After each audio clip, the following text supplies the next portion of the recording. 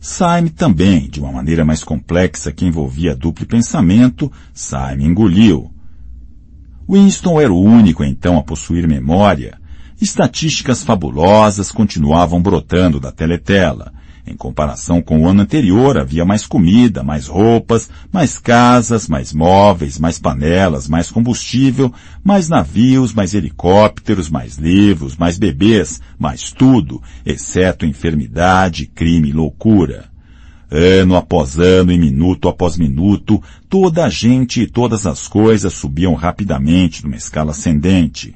Como Syme antes dele, Winston, de colher na mão, remexia o molho de cor esmaecida que respingara pela mesa, dando forma regular a uma longa trilha da substância. Meditava irritado sobre a textura física da vida.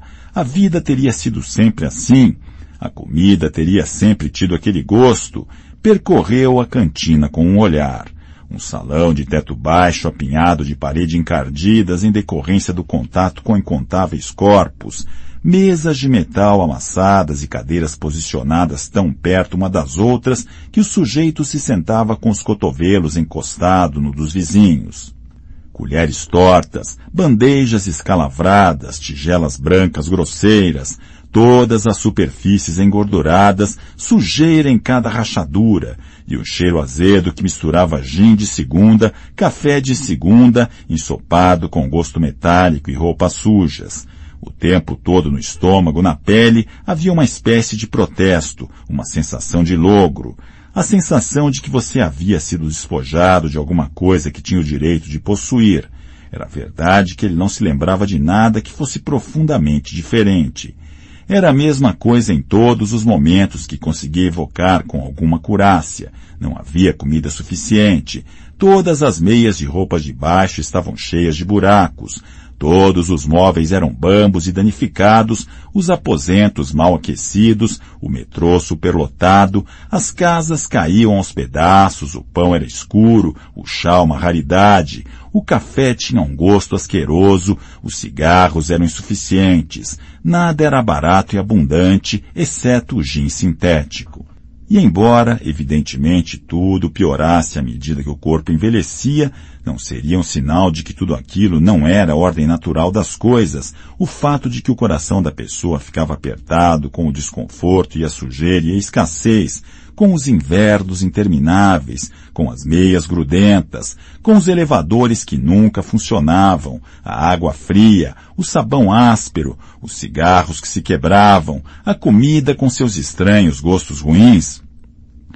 Por que razão o indivíduo acharia aquilo intolerável se não tivesse algum tipo de memória ancestral de que um dia as coisas haviam sido diferentes? Tornou a percorrer a cantina com o olhar. Quase todos ali eram feios e continuariam feios, mesmo que vestissem outra roupa que não os macacões azuis de praxe. Do outro lado da sala, sentado sozinho a uma mesa, um homem miúdo, curiosamente semelhante a um besouro, tomava café com os olhinhos dardejando, cheios de suspeitas para todos os lados. Como era fácil, pensou Winston, se você evitasse olhar ao redor, acreditar que o tipo físico estabelecido como ideal pelo partido, jovens altos e musculosos e donzelas de peito farto, louras vigorosas, queimadas de sol, despreocupadas, existia e até predominava. Na realidade, até onde ele era capaz de julgar, a maioria dos habitantes na faixa aérea 1 era mirrada, escura e pouco favorecida. Era curioso como aquele tipo que lembrava um besouro proliferava nos ministérios. Homens baixinhos, atarracados, que ganhavam muito peso cedo na vida, de pernas curtas, movimentos rápidos e esquivos, e rostos obesos e inescrutáveis, sempre com olhos muito pequenos. Esse era o tipo que parecia florescer mais facilmente nos domínios do partido. O pronunciamento do Ministério da Pujança chegou ao fim com outro toque de trombeta e foi substituído por uma música metálica. Parsons, em que o bombardeio de números provocara discreto entusiasmo, retirou o cachimbo da boca. Não há dúvida de que o Ministério da Pujança trabalhou bem este ano, disse balançando a cabeça com um ar entendido. Aliás, Smith, meu garotão, será que você não tem uma lâmina de barbear para me passar? Não tenho, disse Winston. Estou usando a mesma lâmina há 6 semanas. Ah, bom, não custa perguntar, não é mesmo, garotão? Sinto muito, disse Winston.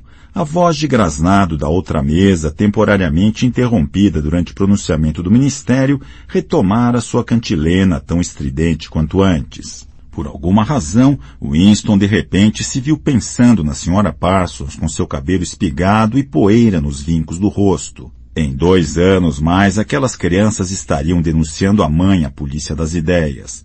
A Sra. Parsons seria vaporizada, Syme seria vaporizado, Winston seria vaporizado, O'Brien seria vaporizado, Parsons, por outro lado, jamais seria vaporizado. Criatura sem olhos, com voz de grasnado, jamais seria vaporizada. Os homenzinhos com jeito de besouro, que percorriam com tanta destreza os corredores labirínticos dos ministérios, esses também jamais seriam vaporizados. E a garota de cabelo escuro, a garota do departamento de ficção, tampouco seria vaporizada. Ele tinha a impressão de saber por instinto quem iria sobreviver e quem haveria de perecer, embora não fosse fácil determinar o que exatamente garantia essa sobrevivência. Naquele exato momento, foi arrancado de seu devaneio por um violento safanão. A garota da mesa ao lado virara o corpo e olhava para ele. Era a garota de cabelo escuro. Ela lhe dirigia um olhar enviesado, mas de curiosa intensidade. No instante em que os olhos dos dois se encontraram, ela desviou de novo o olhar. As costas de Winston ficaram cobertas de suor. Um golpe terrível de horror varou seu corpo. Foi uma coisa que passou quase na mesma hora, deixando atrás de si uma espécie de inquietação torturante. Por que a garota olhava para ele? Por que o seguia? Infelizmente era incapaz de recordar se ela já estava sentada na outra mesa quando ele chegara ou se aparecera depois. De um modo ou de outro, no dia anterior, durante os 2 minutos de ódio, ela estava sentada logo atrás dele, quando não havia uma necessidade aparente de que lá estivesse. Muito provavelmente o verdadeiro objetivo era ouvir o que ele dizia e assegurar-se de que estava gritando com o empenho adequado. Seu pensamento anterior veio-lhe à mente. Talvez ela não fizesse parte da polícia das ideias, mas o problema era que o maior perigo estava justamente no espião amador. Ele não sabia por quanto tempo ela ficaria olhando para ele. Talvez tivesse feito isso por 5 minutos e era possível que suas feições não estivessem perfeitamente sob controle. Era terrivelmente perigoso deixar os pensamentos à solta num lugar público qualquer ou na esfera de visão de uma teletela. Qualquer coisinha podia ser sua perdição.